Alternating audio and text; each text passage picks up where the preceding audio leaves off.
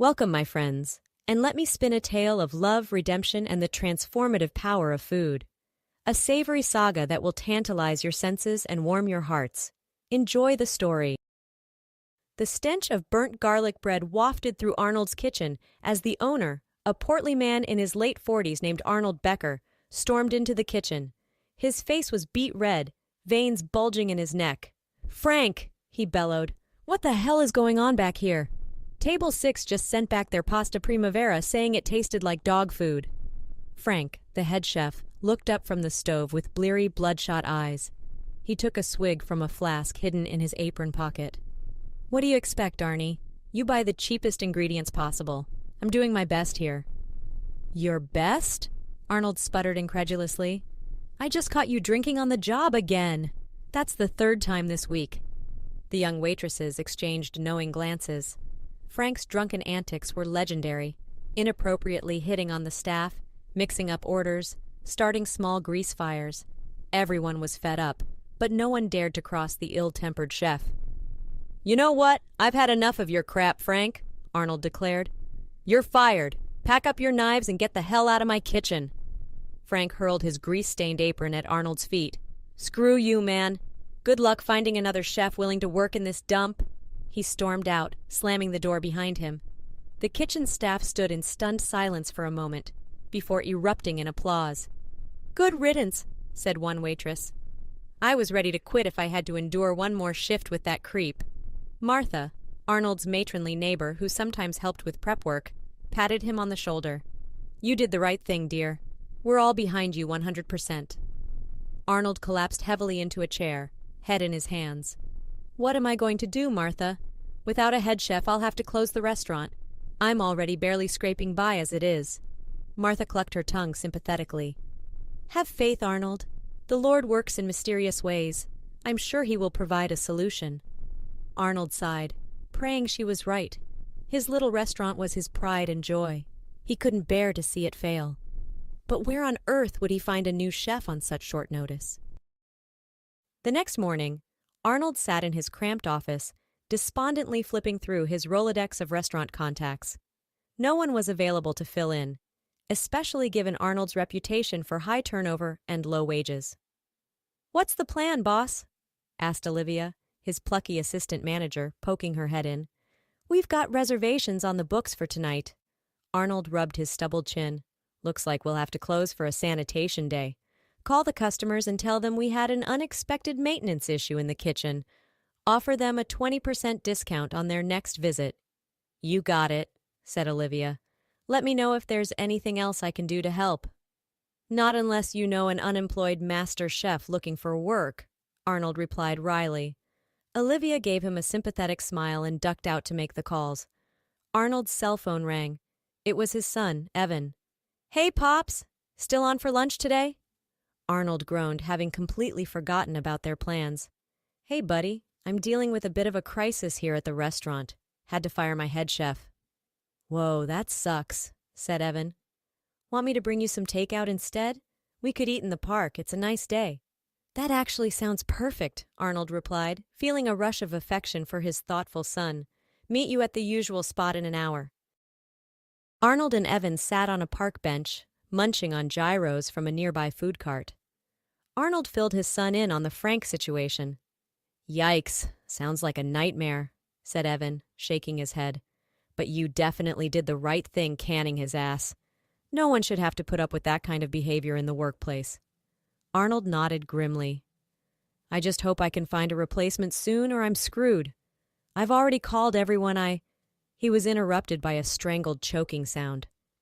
Evan's face had turned bright red, his eyes bulging as he clutched at his throat. "Evan!" Arnold cried, leaping to his feet. "Are you choking? Do you need the Heimlich?" Before Arnold could spring into action, a woman appeared out of nowhere and wrapped her arms around Evan from behind. With a few deft upward thrusts, she dislodged the chunk of gyro from his windpipe. Evan gasped for air, coughing and sputtering. "Oh my God, thank you!" exclaimed Arnold, rushing over to the woman. "You just saved my son's life." As Evan recovered, Arnold got a better look at the mystery hero. She appeared to be in her late 30s, with unkempt blonde hair and tattered clothing. Judging by the overflowing shopping cart parked nearby, she was likely homeless, but her clear blue eyes were sharp and alert. "Don't mention it," the woman mumbled, looking uncomfortable with the attention. She turned to leave, but Arnold gently grabbed her arm. "Please let me repay you somehow," he insisted, fumbling for his wallet. "How much cash do I have on me?" The woman held up a dirty hand. "I don't want your money, mister. I didn't do it for a reward." Evan, having caught his breath, rejoined them. "Sorry, I didn't mean to cause a scene, and thanks again for saving my bacon. What's your name?" "Ingrid," the woman replied tersely. "Well, Ingrid, at least let us buy you a cup of coffee," Evan suggested. "There's a little cafe right over there. Please, I insist. It's the least we can do." Ingrid hesitated, glancing longingly at the cafe. Who knew when she had last enjoyed a hot meal? "All right," she relented. "1 cup of coffee. But then I really must be going." The trio sat at a corner table in the cozy cafe. Ingrid cradled a steaming mug of coffee, inhaling the aroma with a blissful expression. She had cleaned up a bit in the restroom, washing her face and combing her hair. Arnold couldn't help but notice that beneath the grime, she was really quite beautiful. "So, Ingrid," said Evan, sipping his latte, "if you don't mind me asking, how did you end up in your current situation? I'm only curious because your reflexes back there were incredible. It seemed like you really knew what you were doing." Ingrid stared into her coffee, gathering her thoughts. "I used to be a chef," she said finally. "A damn good one, too. Worked my way up from dishwasher to executive chef at one of the hottest restaurants in the city." "No kidding?" said Arnold, leaning forward with interest. "Which restaurant?" "La Reva," Ingrid replied. "I'm sure you've heard of it. Got a Michelin star a few years back." Arnold let out a low whistle. "Wow, that's impressive. So what happened, if you don't mind me asking?" Ingrid's face darkened. "I made the mistake of getting involved with the owner. Thought he was separated, but turns out he was still very much married. When his wife found out about us, she went ballistic. Turned everyone against me. The staff, the investors, the food critics. Accused me of stealing recipes and sleeping my way to the top. My reputation was ruined." "That's awful," said Evan. "But surely you could have found work at another restaurant? A talent like yours." Ingrid shook her head. "The wife had connections. Blacklisted me all over town. No one would hire me after that scandal. Then things went from bad to worse." She took a shaky breath before continuing. "I started drinking heavily to cope. Got behind on my rent and got evicted. Ended up on the streets. Even pawned my knives for booze money. And then one night, passed out in an alley. Someone stole my purse with all my IDs and credentials. So now, even if I wanted to get back on my feet, I have no way to prove who I am or my culinary background.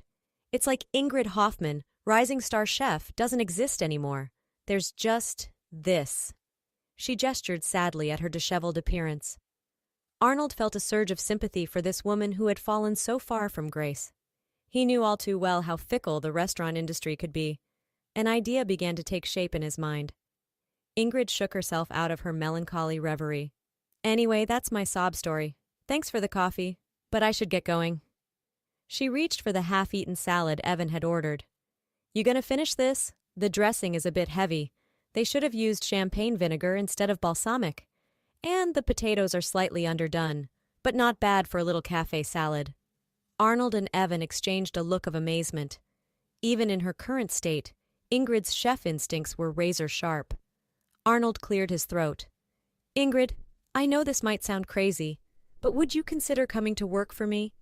I own a restaurant nearby and we just lost our head chef. You'd be doing me a huge favor." Ingrid let out a harsh laugh. "Did you not hear anything I just said? I'm a homeless drunk with no ID. I appreciate the offer, but trust me, you don't want me in your kitchen." "I think you underestimate yourself," Arnold countered. "And you'd be doing a lot more than making a few salads. I need someone to overhaul the whole menu. Look, just come by tomorrow and see the place. If you're not interested, no hard feelings and I'll leave you alone. But something tells me you belong in a kitchen, not on the streets. What do you say?" Ingrid wavered, looking torn. The allure of getting back behind the line, doing what she loved most, was tremendously tempting. and this man seemed so sincere in his offer. "Okay," she said finally. "I'll come by and check it out, but no promises." Arnold beamed, shaking her hand enthusiastically. "Excellent! I really think this could be the fresh start you need, Ingrid, for both of us." The next morning, Arnold anxiously paced in the restaurant kitchen, waiting for Ingrid to arrive. He had spent half the night tossing and turning, second-guessing his impulsive job offer. What did he really know about this woman, besides a few impressive food critiques? He had put out some feelers to his industry contacts, trying to corroborate her story about La Rêve. The few people who remembered an Ingrid Hoffmann described her as a rising talent, passionate, creative, with an incredible palate and work ethic. The scandal with the owner had made waves, though details were fuzzy. After that, she seemed to have fallen off the map. Until now.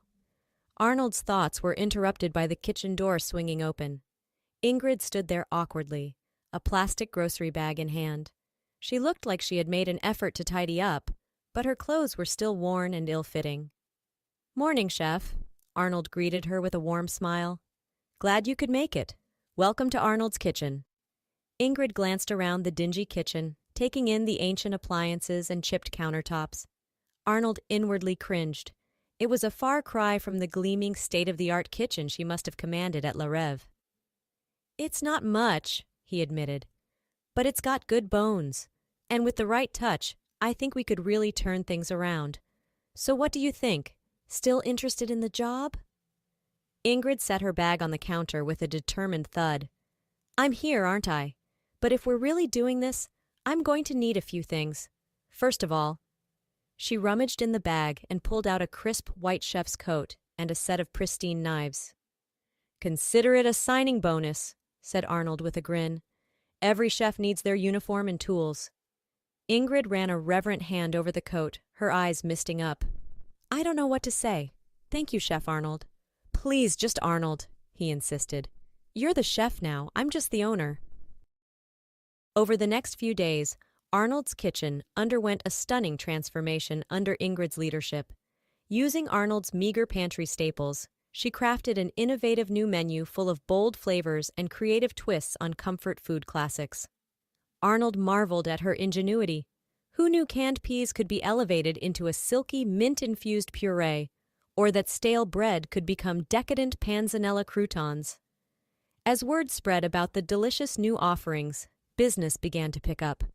Regulars raved about Ingrid's signature dishes like braised short rib with parsnip mash and crispy Brussels sprouts with pancetta. Reservations were soon booked out for weeks. Arnold's spirits soared along with his profits.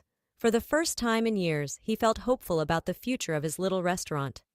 And he couldn't deny the growing attraction he felt for his talented new chef.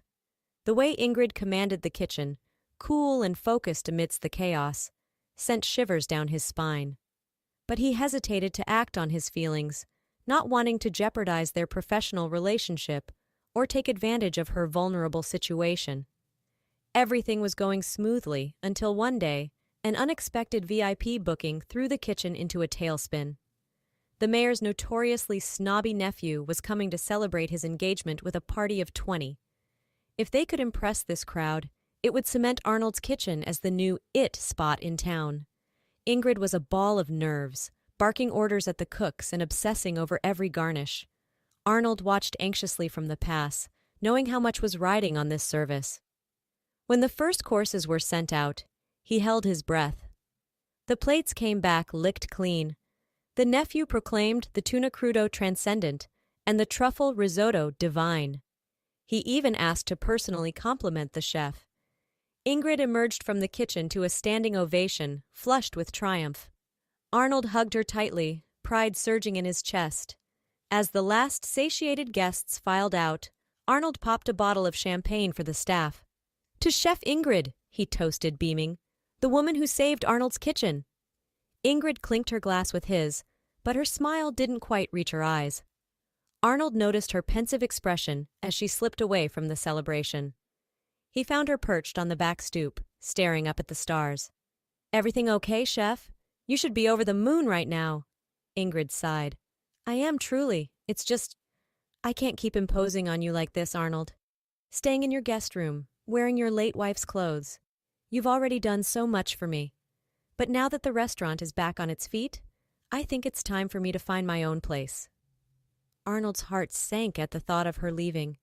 He realized then just how much her presence had come to mean to him, both in and out of the kitchen. Swallowing hard, he reached for her hand. "Ingrid, I don't want you to go. These past few weeks with you have been some of the happiest of my life. I think I'm falling in love with you." Ingrid stared at him, mouth agape. "Arnold, you don't know what you're saying. You barely know me." "I know enough," he insisted. "I know you're strong, resilient, and incredibly talented. I know you have a huge heart. And I know that whatever mistakes you made in the past, you deserve a second chance at happiness. We both do." Tears welled in Ingrid's eyes. She squeezed his hand tightly. I think I'm falling for you too," she whispered. "But are you sure about this? Being with me won't be easy. I'm still battling a lot of demons." Arnold cupped her face tenderly. "We'll fight them together. You've saved me in so many ways, Ingrid. Let me be there for you now. Move in with me, not as my chef, but as my partner, my love." Ingrid responded with a passionate kiss, flinging her arms around his neck. Arnold pulled her close, knowing he would never let her go again. This was more than a fresh start. It was a whole new life, and he couldn't wait to savor every moment of it with her. 1 year later, Arnold's kitchen was the talk of the town, and Ingrid was the toast of the culinary world. Under her visionary leadership, the restaurant had earned its first Michelin star, an unprecedented achievement for such a humble establishment. Critics hailed Ingrid as a virtuoso and a gustatory genius, marveling at her ability to coax haute cuisine flavors out of simple, seasonal ingredients. But Ingrid's crowning glory was the James Beard Rising Star Chef Award, which she accepted to thunderous applause at a star-studded gala.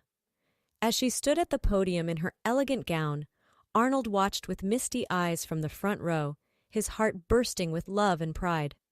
"I stand before you tonight not just as a chef, but as a survivor," Ingrid began, her voice quavering with emotion. "Not long ago I thought I had lost everything, my career, my self-worth, my very identity. But then I met a man who saw something in me that I couldn't see in myself, who believed in me when no one else would. Arnold, my love, you are the reason I'm here today. You saved me in every possible way a person can be saved." She raised her award high. "To all the dreamers and underdogs out there, never give up on yourselves. No matter how far you fall, you can always rise again. Believe in second chances. Believe in the power of hard work and resilience. And most of all, believe in love. Because sometimes the greatest masterpieces are the ones we create with our hearts, not just our hands. Thank you." As the room erupted in applause, Arnold leapt to his feet, whistling and cheering through his tears. He met Ingrid as she descended from the stage, sweeping her into a passionate embrace. "I am so incredibly proud of you," he murmured into her hair. "You amaze me more every single day." Ingrid beamed up at him, her eyes shining. "We did this together, my darling. You and me, the ultimate dream team." Arnold kissed her deeply, not caring about the flashing cameras or curious onlookers. Let them speculate. The love he and Ingrid shared was the stuff of fairy tales. Hand in hand, they strode out of the ballroom and into the sparkling city night. The future stretched before them like an endless banquet, brimming with possibility and promise. With Ingrid by his side, Arnold knew he could face anything that life had in store. Together, they had turned a failing restaurant into a gourmet destination. They had transformed a lost, broken woman into a culinary superstar. But most importantly, they had found hope, redemption, and true love in each other's arms. And that, Arnold thought blissfully as he gazed at his beautiful chef, rising star and soulmate, was the greatest triumph of all.